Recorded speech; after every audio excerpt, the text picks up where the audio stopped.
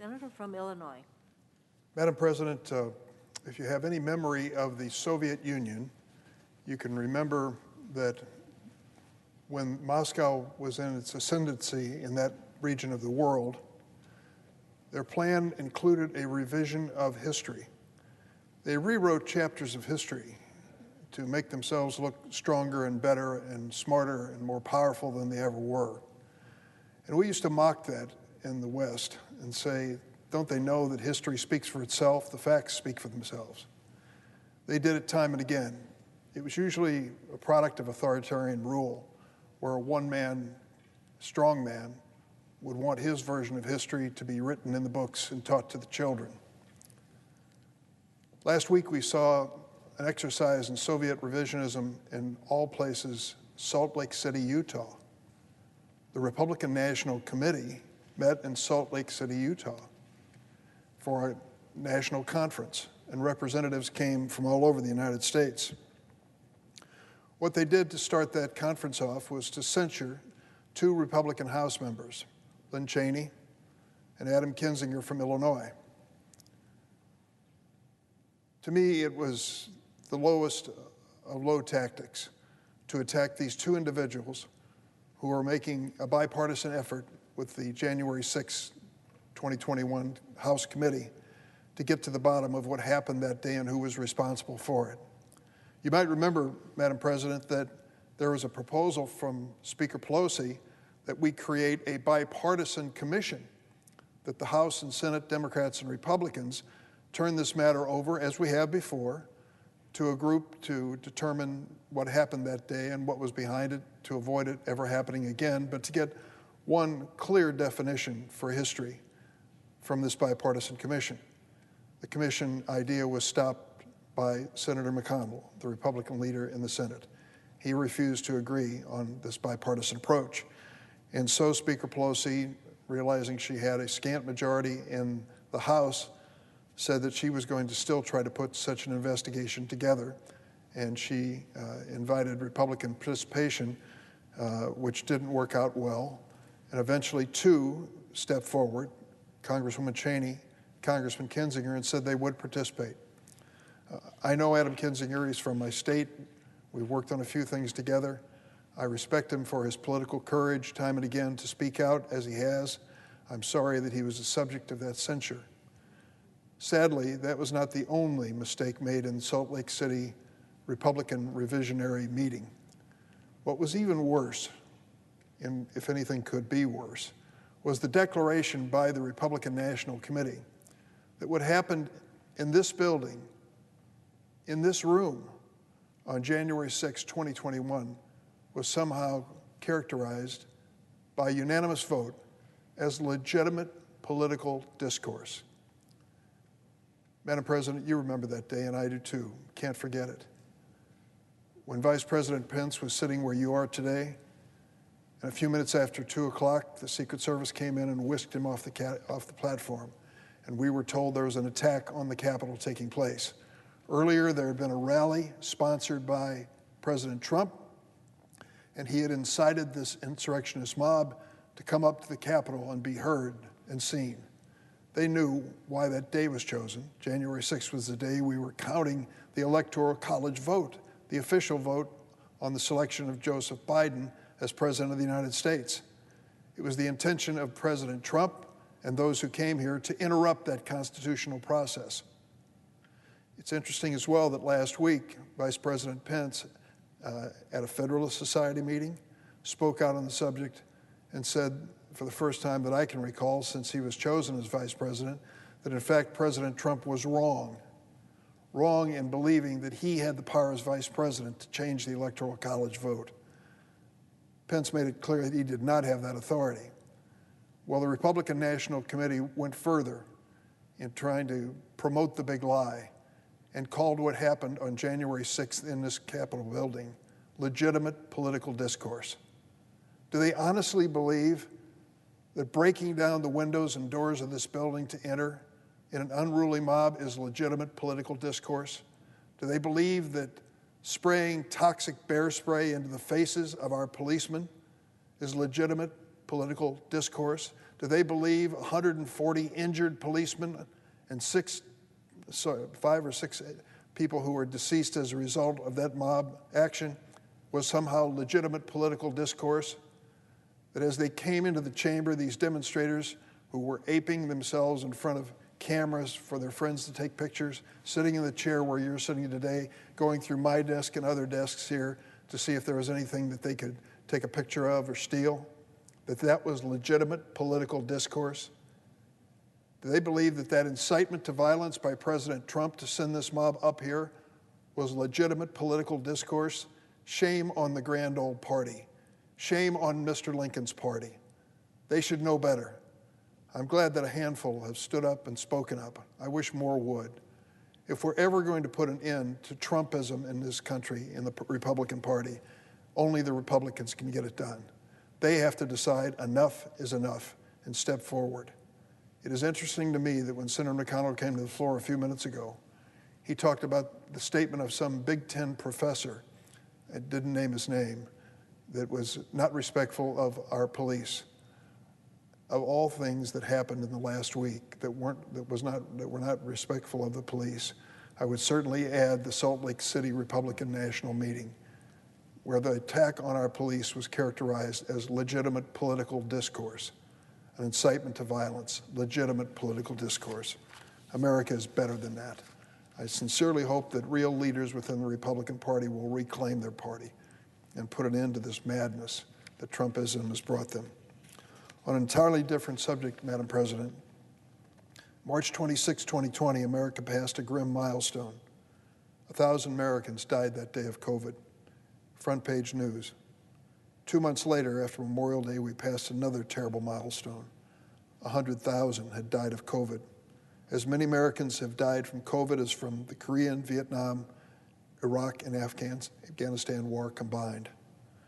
By this past September, the number of Americans lost to COVID hit 695,000, memorialized in a heartbreaking sea of small white flags covering our national mall. But this weekend, another staggering milestone. 900,000 Americans dead from COVID. In Illinois, 31,000 lives lost.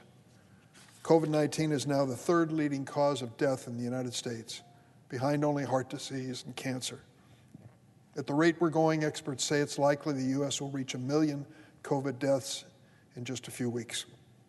And what makes these numbers even more tragic is so many of these deaths could have been prevented.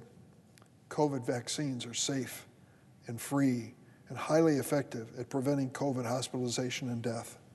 And think about this. According to new data from the CDC, unvaccinated individuals are 97 times more likely to die of COVID compared to those who've been vaccinated and boosted. 97 times more likely to die if you're unvaccinated. I just last night watched 60 Minutes, a presentation by nurses in Louisville, Kentucky, the home state of the Republican leader. And they talked about the devastating toll on their emotions and even their physique when it came to the deaths that they have to witness every day. They are beaten down, these nurses. They say that some 25%, if I remember correctly, have already resigned and said they couldn't take it anymore. And to think how many of those hospitalizations could have been avoided if vaccinations became universal across this country as they should be. Well, this evening, members of Congress will gather on the steps of the Capitol for a moment of silence to remember the 900,000 souls we've lost to this virus. May their families and loved ones find peace. We have the tools and knowledge to bring this pandemic under control, if only we would use them. Madam President, there was another set of numbers that was released last Friday that testifies to good news, and America needs it. It testifies to the resilience of the American people and the American spirit. Many economists had braced for a disastrous January jobs report. The most optimistic among them predicted the U.S. economy might grow by 150,000 or maybe 250,000 jobs last month. Some warned that it could show massive job losses. Here's what we learned. Despite the Omicron surge and the global supply chain shortages, U.S. employers added 467,000 new jobs last month. 467,000. On top of that, Bureau of Labor Statistics shows us the economy added 700,000 more jobs in November and December than we initially calculated. All told, the U.S. economy has added 6.6 million jobs in the last year, the strongest first-year job gain of any president in history. When Joe Biden took over the office a little over a year ago, he inherited one of the weakest and fraught economies in generations. At the start of the pandemic, the U.S. unemployment rate spiked to 14.7%. Last February, the Congressional Budget Office forecast that the U.S. would not see 3.9% unemployment for another 5 years. The unemployment rate now is actually 4%. America's economic recovery is breaking records. The U.S. was the first country in the G7 to recover all of its GDP lost by the pandemic. Average wages were up 5.7% last month from a year ago. The increases were not all at the top. Workers in the middle and lower rungs of the economy earn more too. I have to say, as important as that is, we all know that people working in this economy are also facing inflation, higher prices. Whether it's for gasoline or groceries, they're finding it more expensive to meet the basic necessities of life. And although this is good news, that is bad news that we have to address and should address on a bipartisan basis. The progress that we've made was not inevitable. It was a product of good, old-fashioned American ingenuity.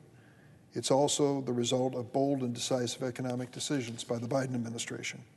The American Rescue Plan, which Congress passed without the support of a single Republican member of Congress, all Democrats, all the way, broke the grip of the pandemic on our economy. We were able to get shots in arms, help small businesses stay afloat, and rush emergency assistance to people who had lost jobs or seen their hours cut drastically. That emergency help worked in Illinois, and it worked all over this country. We also passed a bipartisan Infrastructure Investment and Jobs Act. And let me remind those who follow it, if you're wondering about the infrastructure bill passed by the Trump administration, let me put your concern to rest. There was no bill. There was no legislation. There was no infrastructure plan, despite President Trump's repeated promises to deliver one. He walked away from the table, and I was in the room when he did. Wouldn't even negotiate it. We haven't fixed all the weaknesses in our economy. The jobless rate among black workers is still twice that of white workers. Unemployment among teens and young adults is still too high. Research from the nation's Women's Law Center shows that while men have reoccupied all job losses since the pandemic started, there are nearly 1.1 million fewer women in the workforce. Daycare is part of that calculation, I might add. If we want to reach our full economic potential, we need to help families find affordable, quality daycare. And we have to address the issue of inflation nonstop. Last year, for the first time in more than 2 decades, America's economy grew faster than China. That's incredible. Let's keep that streak going by passing USICA, the Bipartisan U.S. Innovation and Competition Act. We need to promote products made in the United States by Americans and purchased in the United States. We passed it in the Senate last June by a vote of 2-1. The House passed its version last Friday. Let's go to conference and get this bill into law. Negotiate in good faith, and I believe we can do that. I want to thank Leader Schumer and Senator Young, a Republican of Indiana, for their leadership. This will boost competitiveness with China and help reindustrialize America, make investments in manufacturing and research, provide seed money to create good new jobs. Importantly, it includes $52 million for researching, designing, and manufacturing semiconductor chips, what Senator Cantwell, chair of the Commerce Committee, calls the oil of the 21st century. Let's agree to make those chips here in America and not be dependent on importing them from China. USICA also allows for new sanctions against China for human rights violation. We can stand up for American workers and American values. Madam President, I yield the floor. Suggest the absence of quorum. Clerk will call the roll. Ms. Baldwin.